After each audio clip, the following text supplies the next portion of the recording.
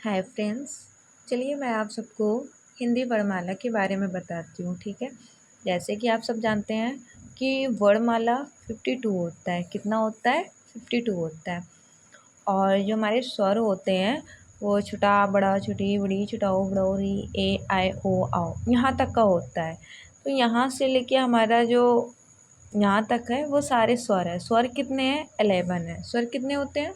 11 होते हैं। एंड ये जो 2 है ये अयोगवा, इसको हम अयोगवा बोलते हैं, जिसकी संख्या सिर्फ 2 होती है। कितनी होती है? 2 होती है। अब इसके नीचे को हम अगर बोलते हैं तो का से लेके ज्ञ तक इसकी संख्या 33 होती है। कितनी होती है? 33 होती है। व्यंजन कितने होते हैं? 33 होते हैं। स्वर कितने होते हैं? 11 होते हैं। और पूरे वर्णमाला कितने होते हैं? 52 होते हैं, ठीक है। अब हम चलिए इसके बारे में थोड़ी डीपली जानते हैं। ये का से लेके अंगा तक इसको हम कावड़ बोलते हैं। क्या बोलते हैं? कावड़ बोलते हैं, जो कंठस्थ में आता है। इसको जब भी हम इन वर्डों को बोलते हैं तो हमारे कंठ से इसकी आवाज़ आती है, इस वजह से हम इसको कंठ बोलते हैं, ठीक है। अब चा है तो इसको हम चावड़ बोलते हैं, जिसकी संख्या 5 है। और इसे तलु बोलते हैं। तलु क्यों बोलते हैं? जब हम इन वर्डों को बोलते हैं तो इसकी स्वर निकलते टाइम तलु टच होता है हमारा, ठीक है। अब ये है टा, तो इसको बोलते हैं हम टावड़। टावड़ को हम मूर्धा बोलते हैं, ठीक। ये है ता, तावड़ को हम दंत बोलते हैं। इन वर्डों को जब हम बोलते हैं तो हमारे दांत स्पर्श होते हैं, ठीक है। अब ये है पा, तो इसको हम बोलते हैं पावड़। पावड़ होस्ट, ये हमारे ओठों से बोले जाते हैं। ओठ मिक्स होता है तो इस वजह से हम इसको ओष्ठ बोलते हैं, ठीक। अब ये आती है अंतस्थ व्यंजन। अंतस्थ व्यंजन कितने होते हैं? 4 होते हैं। इसकी संख्या कितनी है? 4 है। इसको हम अंतस्थ व्यंजन बोलते हैं।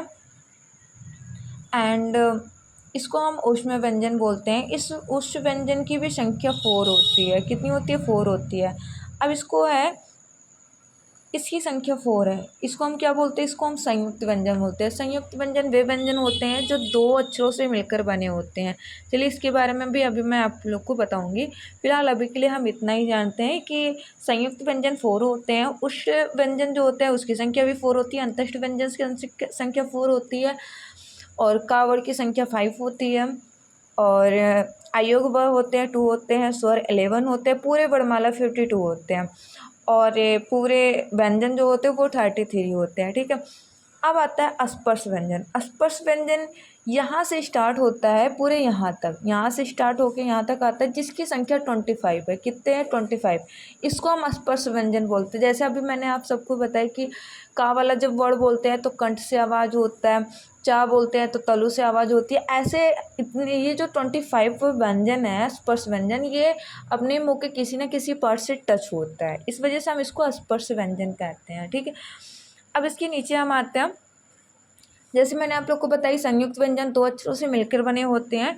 तो सेम वैसे देखिए, जैसे स्रा हुआ, छा हुआ, त्रा हुआ, ज्ञा हुआ, स्रा हुआ, तो इन 2 अक्षरों से मिलके बने होते हैं। कैसे बने होते हैं? जैसे मान लीजिए छ बना हुआ तो का और शा मिलके बने होते हैं। त्रा है तो जब हम इन वर्डों को बोलते हैं तो त्राता और रा मिलके बनता है। हमारे मुंह से वो वाले वर्ड निकलते हैं, इस वजह से उन वर्डों को मिला के बन जाती है। अब हम आते हैं हिंदी के बारे में थोड़ा जान लेते हैं। हिंदी जो होता है वो 14 सितंबर को हिंदी दिवस मनाई जाती है। एंड 10 जनवरी को अंतर्राष्ट्रीय दिवस मनाई जाती है। एंड ये देवनागरी लिपि में लिखी गई है। कौन सी लिपि में लिखी गई है? देवनागरी लिपि में लिखी गई है। और 14 सितंबर को हिंदी दिवस मनाई जाती है। 10 जनवरी को अंतर्राष्ट्रीय हिंदी दिवस मनाया जाता है। सो ये हमारा पूरा हो गया वर्णमाला।